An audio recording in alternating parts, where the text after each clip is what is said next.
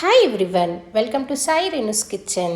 ఈరోజు వీడియోలో 5 రకాల ప్రసాదాలు తొందరగా ఒక హాఫ్ అన్ అవర్లో ఎలా ప్రిపేర్ చేసుకోవాలో చూసేద్దాం. ముందుగా ఒక హాఫ్ లీటర్ మిల్క్ తీసుకొని మిల్క్ కొంచెం హీట్ అయిన తర్వాత ఒక 100 గ్రామ్స్ రైస్ తీసుకోవాలి.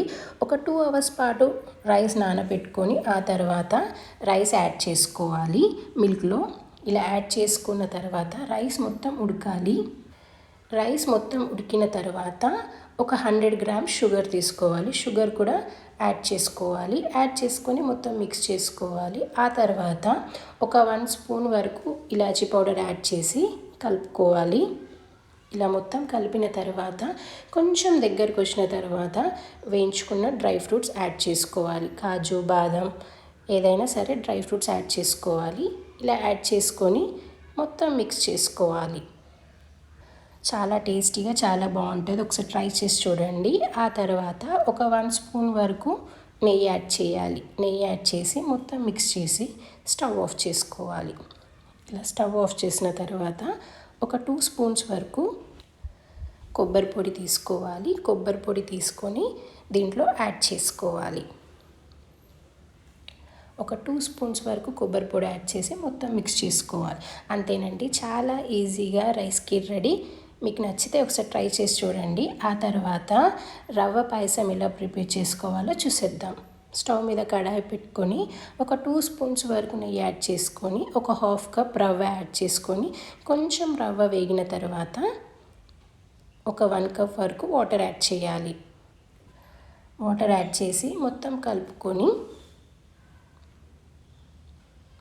హాఫ్ కప్ రవ్వ తీసుకున్నాం కాబట్టి హాఫ్ కప్ షుగర్ యాడ్ చేసుకోవాలి. షుగర్ మొత్తం మెల్ట్ అవ్వాలి.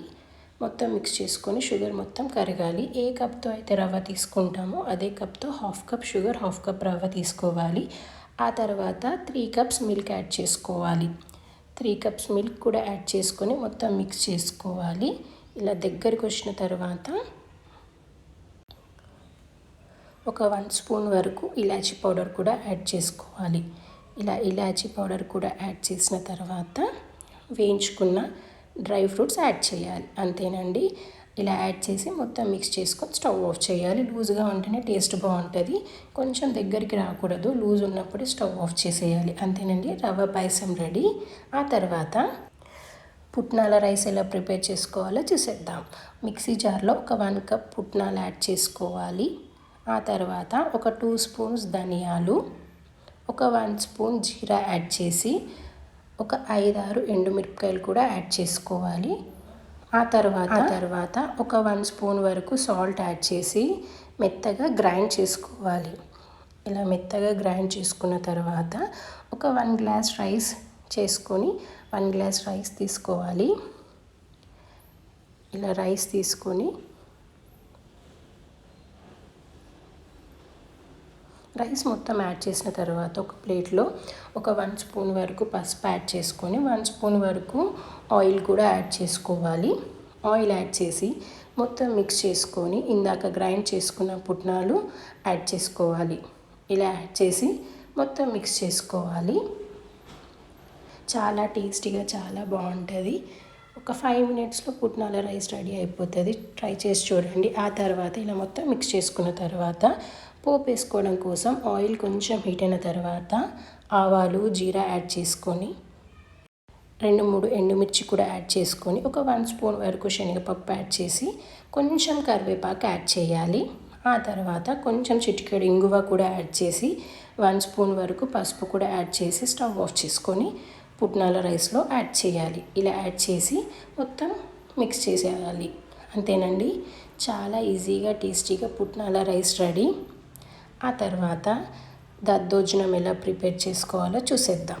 ముందుగా ఒక హాఫ్ గ్లాస్ రైస్ కుక్ చేసుకొని ఒక 1 గ్లాస్ వరకు మిల్క్ యాడ్ చేసుకోవాలి.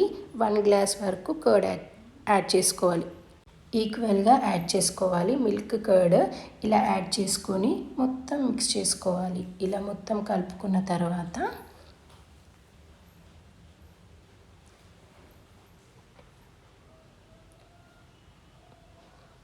ఒక 1 స్పూన్ వరకు సాల్ట్ యాడ్ చేసి కొన్ని మిరియాలు యాడ్ చేసుకోవాలి. ఇలా యాడ్ చేసుకున్న తర్వాత అంతా మిక్స్ చేసుకొని కొంచెం పోపు వేసుకోవడం కోసం స్టవ్ పైన బౌల్ పెట్టుకొని ఒక 1 స్పూన్ వరకు నెయ్యి యాడ్ చేసుకొని, నెయ్యి కొంచెం హీట్ అయిన తర్వాత ఆవాలు జీరా యాడ్ చేసుకొని, కొంచెం అల్లం కూడా యాడ్ చేసి ఎండుమిరపకాయలు కూడా యాడ్ చేసుకోవాలి. ఆ తర్వాత ఒక 1 స్పూన్ వరకు శనగపప్పు కూడా యాడ్ చేసి కొంచెం కరివేపాకు యాడ్ చేయాలి. ఇలా యాడ్ చేసేసి స్టవ్ ఆఫ్ చేసి దద్దోజనంలో యాడ్ చేసుకోవాలి. ఇలా యాడ్ చేసి మొత్తం మిక్స్ చేయాలి. అంతేనండి, చాలా ఈజీగా దద్దోజనం రెడీ. కొంచెం కొత్తిమీర యాడ్ చేయాలి ఫైనల్గా. ఇది కొంచెం చల్లారిన తర్వాత ఫ్రిడ్జ్లో పెట్టుకొని సర్వ్ చేసుకుంటే చాలా టేస్టీగా చాలా బాగుంటుంది. ఒకసారి ట్రై చేసి చూడండి. ప్రాసెస్లో నచ్చినట్లయితే ఆ తర్వాత నిమ్మకాయ పులిహోర ఎలా ప్రిపేర్ చేసుకోవాలో చూసేద్దాం. ఒక 1 గ్లాస్ వరకు రైస్ తీసుకొని ఒక 1 స్పూన్ పసుపు, 1 స్పూన్ పచ్చి నూనె యాడ్ చేసుకొని కొన్ని మిరియాలు యాడ్ చేసి మొత్తం రైస్ మొత్తం మిక్స్ చేసుకోవాలి.